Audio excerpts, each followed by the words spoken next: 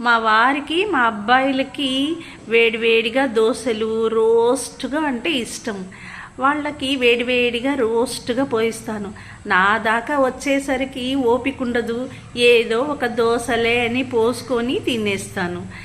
ఒకసారి కోపమేసి మా అబ్బాయిలకి అన్నాను, నాకైతే కూతురు ఉంటే నన్ను కూర్చోబెట్టి దోశలు పోసిచ్చేది కదా అని అంటే, మా అబ్బాయిలు ఎందుకమ్మ కష్టపడతావు, రా హోటల్కి వెళ్ళి నీకు అన్ని వెరైటీ దోశలు తినిపిస్తానురా అని వెళ్ళాము.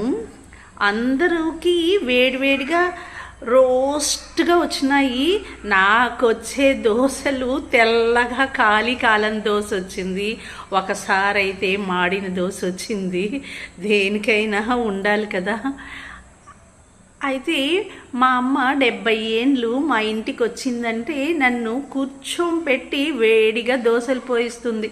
నాకే తెలియదు ఎన్ని దోశలు తింటానని. అమ్మే కదా.